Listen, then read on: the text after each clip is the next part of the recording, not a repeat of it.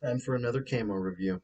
Hello, I'm Nuclear Gameplays, and, well, this is episode 3 of Camo Review. Now, today's topic, I cannot really give you much in-depth background to it because there's not really anything much in-depth on it at all. I've survived anyway. So as you can see, this pattern right here, Tigerstripe, specifically jungle tiger stripe. Now, we will get into the other types of tiger stripe in a later video. Now, jungle tiger stripe was developed sometime in between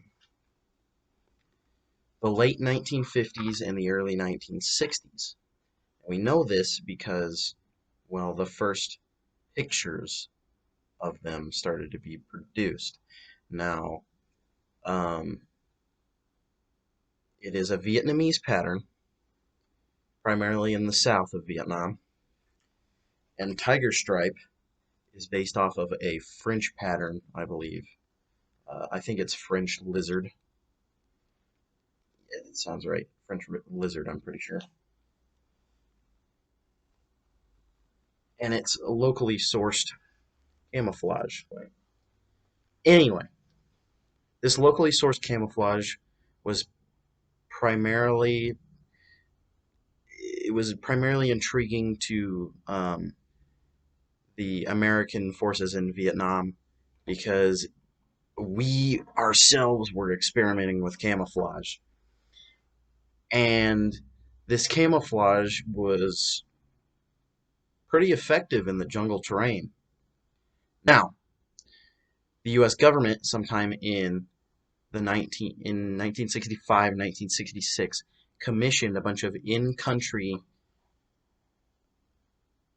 manufacturers to produce jungle uniforms in the tiger stripe pattern for not only the ARVN or the Army of the Republic of Vietnam and MACV-SOG, which is special forces groups in Vietnam.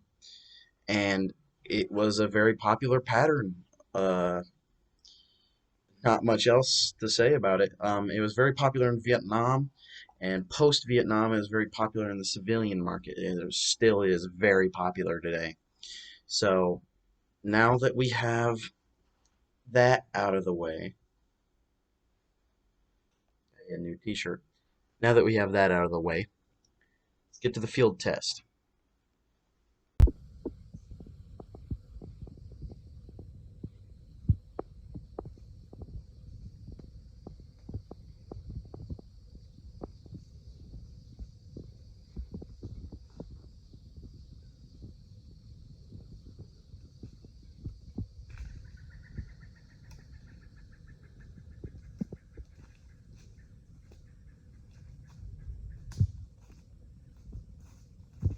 Now, now that the field test is done, um, you know, it's a pattern. It's pretty good in my local area, but at the same time, it's not the same kind of environment that it was developed for. So I would have to give this pattern a 7.5 out of 10. Just a little bit worse than the woodland, but it's still a very effective pattern for this environment. The greens are more subdued, and there's blacks and browns, and it just overall it blends into like the lower floor of the forest way better than Eichenlaub Worcester. I hope this has been informational.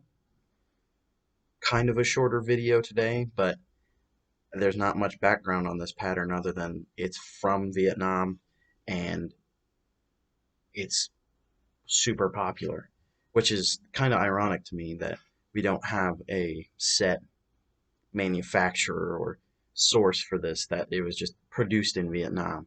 There was also patterns that were produced that had vegetable-based dyes that were inferior to the ones produced in the United States, where they would they would fade. Remember to put a picture in here. They would fade and turn into like a yellow and a purple.